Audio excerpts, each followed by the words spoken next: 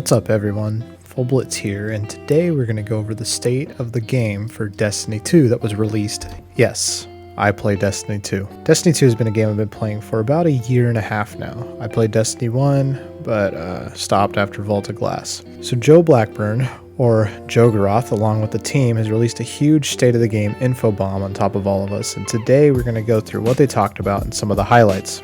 So let's get into it. As you know, Beyond Light dropped this past fall for Destiny 2.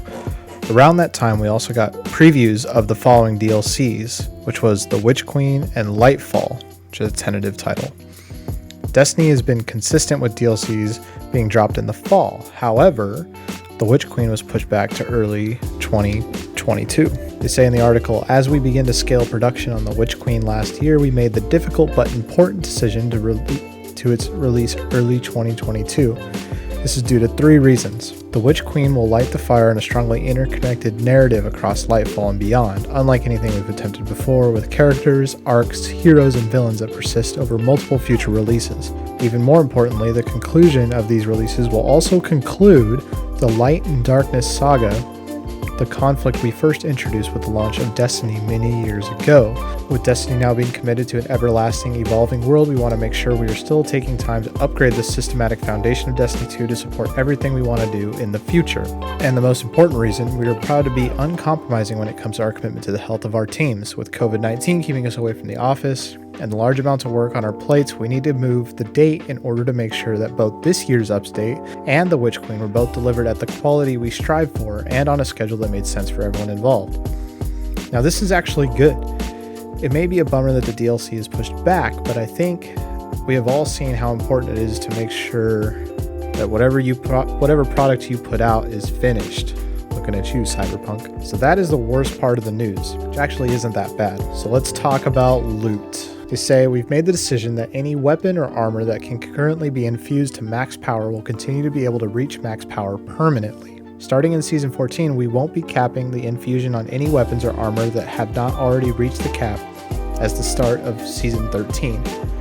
This means you'll be able to take your trusty, your falling guillotine, and all the high set armor you've earned this year to take on the raid in the Witch Queen. We're taking this time this year to research and validate a plan that creates a fresh and balanceable ecosystem for our most aspirational content, one that doesn't make our rewards feel like they have an expiration date. Because we won't be capping any more weapons, we consider more variables in the game balance of our upcoming seasons and releases, so expect to see tuning when it comes to our biggest outliers in PvP and PvE. Yes, I'm looking at you, Fell Winners and Warmind Cells. So this means that Bungie has effectively sunsetting. For many in the community, this is huge. There wasn't a very positive response to sunsetting in the first place, and Bungie realized that maybe this just isn't the way to go. For me personally, I didn't really have a huge issue with it, but did notice a few things I cared less about, knowing that the loot would eventually not really matter. So it'll be interesting to see how they continue to balance weapons and mods in the future, especially with Warmind Cells, seeing as how, to get people to stop using them, you pretty much would have to nerf them into the ground. And as far as what loot is still relevant, anything from Season 10 and beyond, anything that isn't already sunset will be fine for the rest of the game. Power grind. They say, now that we've talked about rewards, let's talk about power. Last year we started a paradigm where we raised the overall power cap by 50 each season. While this helped ensure that infusion caps shifted to meta, it also made each season feel like a significant reset to the power you had accumulated. To combat this, we will be experimenting with a new power level cap. Starting in Season 14, we will only be raising the power cap by 10 for each non-expansion season. This means if you reach the maximum power in Season 13, when next season rolls around, you will be directly in the 10-point pinnacle band of the power pursuit. This power increase should feel similar to anyone who played Season of Dawn last year, and we're excited to see how progression feels alongside our new systems. We believe this change will make it easier to pick up and enjoy Destiny each season while still allowing us to have a deep RPG power pursuit when we launch The Witch Queen. This was huge for me. One of the biggest killers for me personally was the power grind. It felt pointless. It felt like busy work.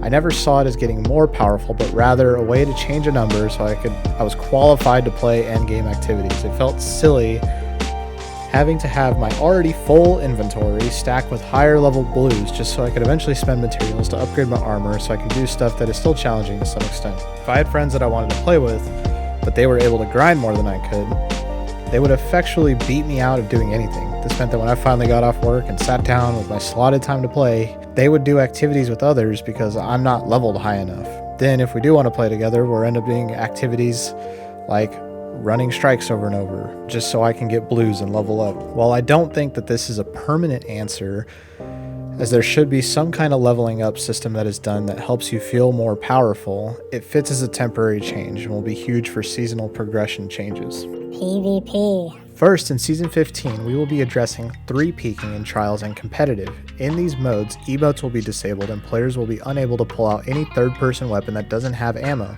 Third-person experiences are part of what make Destiny's gameplay feel so good, but it was clear in our most competitive arenas that these mechanics were being used in ways we did not intend.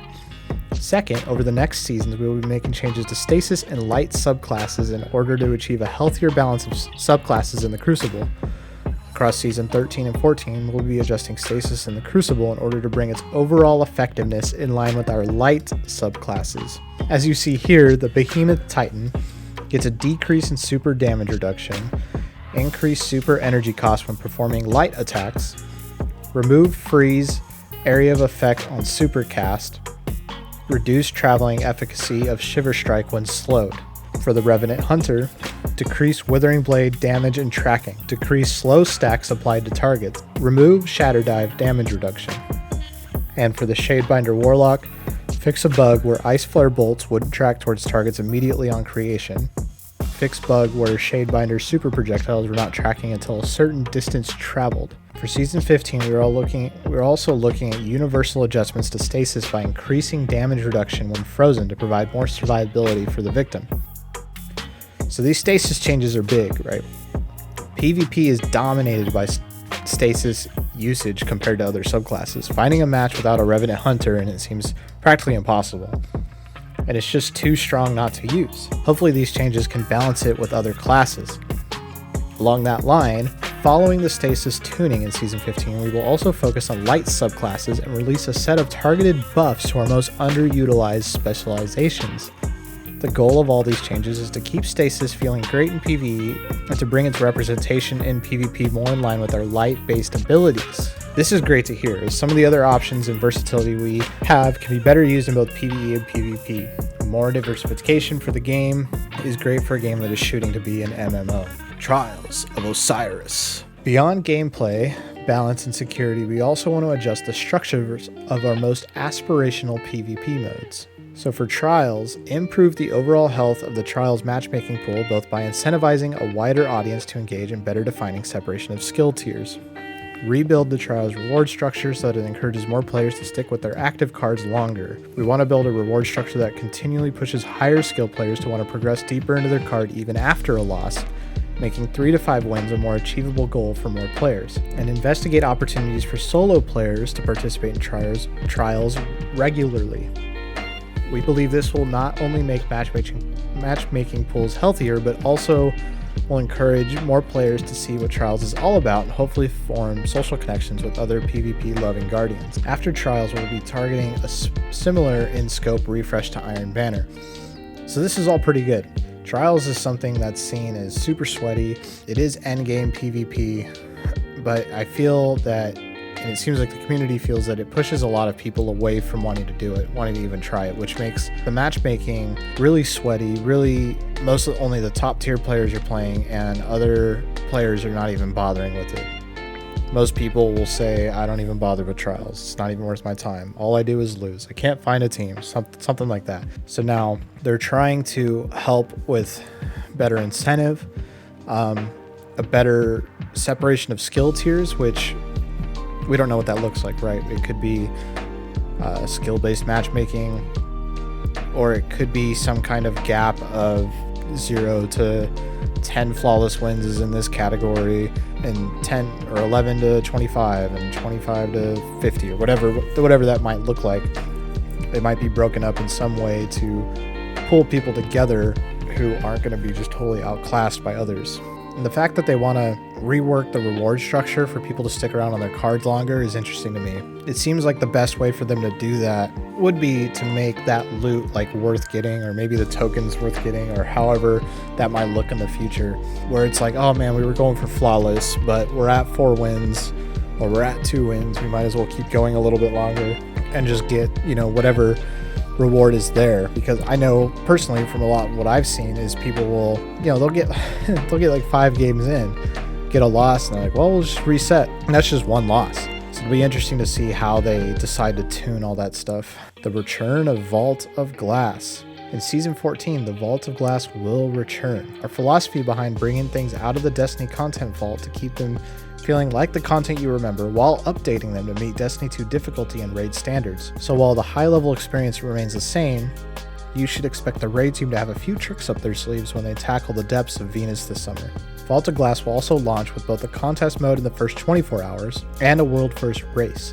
Since this is a reprised raid, we're going to do a world-first a bit different. Players looking to claim the belt will not only have to complete the raid, but also a curated list of challenging triumphs. Before the end of the year, we are also looking to add a master version of Vault of Glass. We would like all our future raid and dungeon content to offer master difficulty versions where players can earn adept raid and dungeon gear. Now, I think this is a great response to the feedback that's been given since Deepstone Crypt was released. I think Deepstone Crypt was a great raid, and with being new and fresh with mechanics that beginners can understand without being overcomplicated and buggy looking at you, Garden of Salvation. However, upon rerunning Deepstone Crypt over and over, it's almost too easy. Having a mode that you can increase the difficulty will make it a lot more exciting and a lot more driving for endgame players, while also still having the approachability for beginner players with raids. Transmog. In Season 14, Ada 1 is returning to the tower, and with her comes the ability for players to take any armor they have in their collections and turn it into a universal ornament. In Destiny 2, we will call this transmog system Armor Synthesis. Every season, Ada will offer players a set of bounties that highlight various activity types. Players can complete these bounties and receive the materials they need to power up Ada's Loom, which can turn any piece of armor in your collections into a permanent universal ornament. Players short on time will also be able to purchase synthesis tokens for silver. Once you've acquired some new universal ornaments, you'll want to head over to the new appearance screen in the character menu, where you can manage the ornaments on all your gear in one place. You'll also find that you can apply shaders here individually or on all pieces of your equipped gear with one click. To make it even easier to try out a bunch of new looks in Season 14, we've also changed shaders to be permanent unlocks, meaning you will no longer need to hold on to stacks of shaders in your inventory. At the beginning of Season 14, we will be including a starting supply of synthesis materials as rewards for completing the seasonal onboarding quest. This is super exciting for Destiny. One of the most fun things for me personally is that, and something you can actually spend hours on, is changing the look of your characters. In the past, there have been armor sets that I've thought that looked great, but I never wore because of low stat rolls or just straight up having something better. With this system in place, now we can really choose how our character looks, and we can see a lot more diversification in the game in general. So I'm stoked to try out a bunch of different combinations of ornaments to really overhaul the look of my character. So a few more things that the team is working on this year. Crossplay is coming to the masses in Season 15. We'll be doing some internal rollouts and alpha tests in Season 14 to prepare for a widespread launch this fall. With crossplay, you'll be able to play with all your friends no matter what platform you call home.